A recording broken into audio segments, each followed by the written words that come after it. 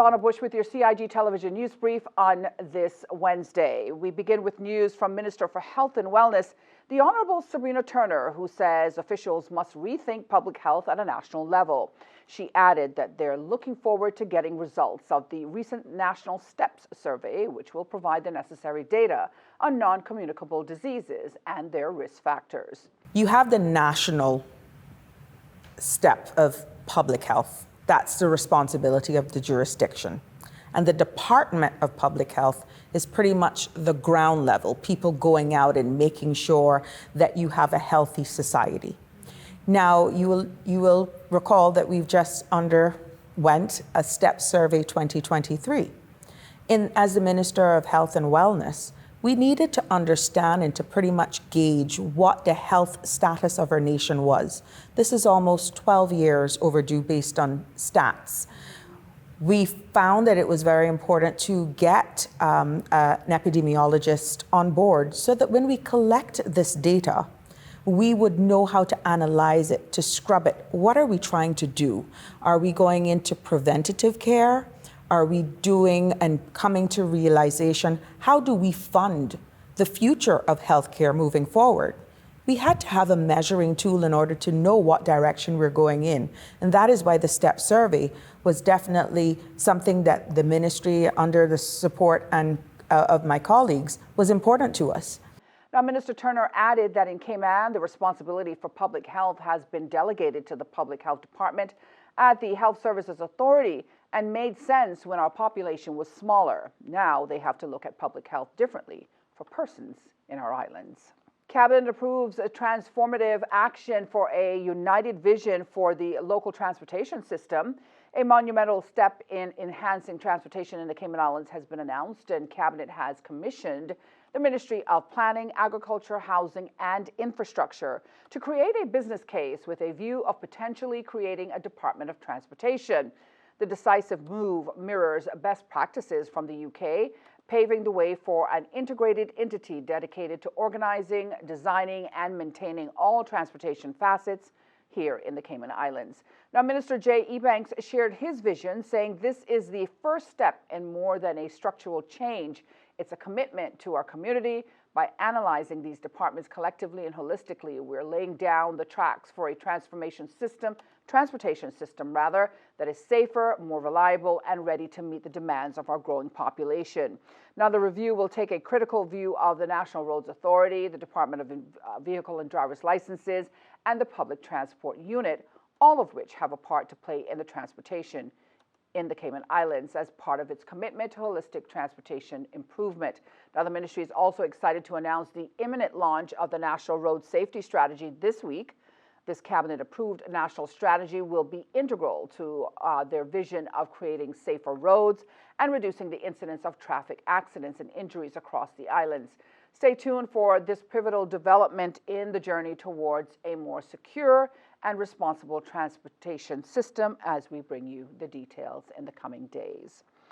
On Tuesday, it was a packed venue at the WORC Networking Expo and Construction Showcase that was held at the Vassal Johnson Hall at the University College of the Cayman Islands. We have brought together a number of construction industry partners to showcase what they have on offer, careers in the construction industry.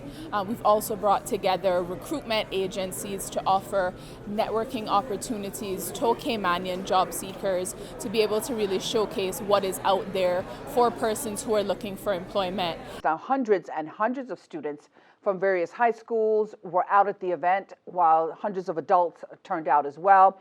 The WORC team report it was a successful day with more than 1,000 students and job seekers attending. Turning now to our weather forecast, we can expect moderate to fresh northeasterly winds and seas across the Cayman Islands area. By Thursday morning, it's all in association with a high-pressure system that's over the southeast United States. Now tonight, expect mainly fair skies with a 20% chance of showers. Seas will be moderate with wave heights of 3 to 5 feet. Meantime, the two-day outlook is for similar weather conditions through to Friday afternoon.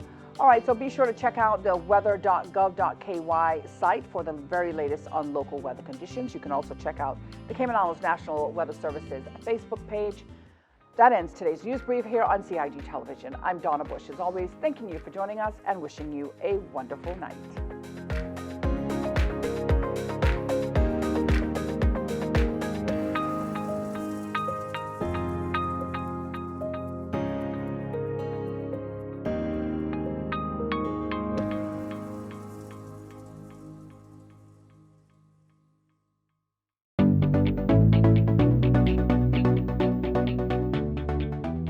I'm Jody Ann Fowry. I'm the Police Media Officer with the RCIPS, and I'm here to give you some crime prevention tips on how to best protect your property. The first thing that we want to discuss is our points of entries. Let's start with the front door, and then we'll move on to the windows and the back doors or sliding glass doors. The first thing to consider is the front door. This particular front door has 2 deadbolt locks.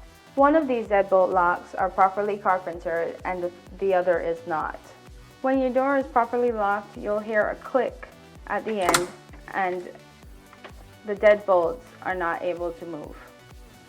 If it is slightly opened, then you can push the deadbolt back without having any restrictions. I'll now proceed to show you what your lock should look like when it is properly locked.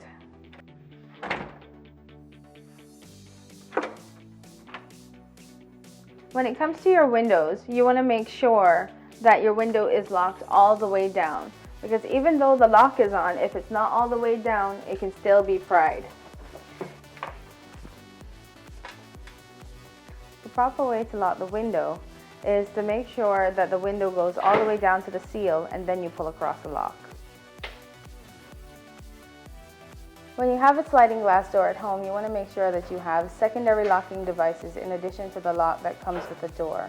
One of those can be a simple piece of wood that's jamming the doorway.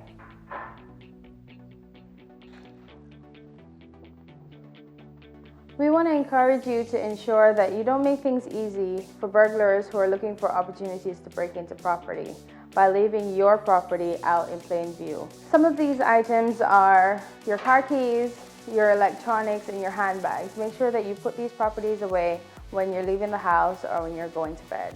When you're going camping or if you're taking your family on a trip, you want to ensure that your property has some sign of life. This can be done by leaving a light on or putting timers on your lights. And we want to ensure that our family homes are safe. In order to do so, we encourage that people take the proper precautions by starting up neighborhood watches or encouraging family members or persons they trust to check on their properties while they're away.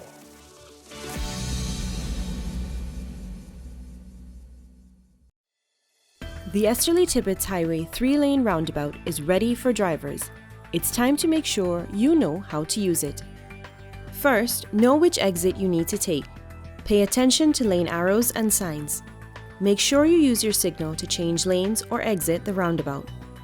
To turn left, you always approach in the left-hand lane and indicate left. To drive straight ahead, you need to be looking out for signs and road markings indicating which lane to use. Get in one of the lanes marked with a straight-through arrow. If turning right, you must use the right-hand lane and indicate accordingly. To use the roundabout safely, remember these 3 tips. Know your exit, pick your lane, and signal to make your turn.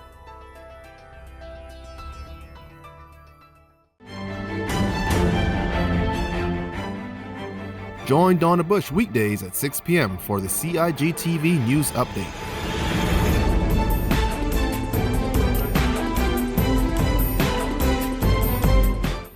Get the latest on what's happening in government on a daily basis.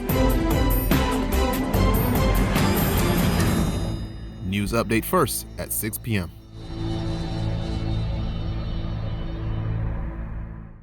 Seek the latest, accurate information on COVID-19 only from official sources at gov.ky/coronavirus.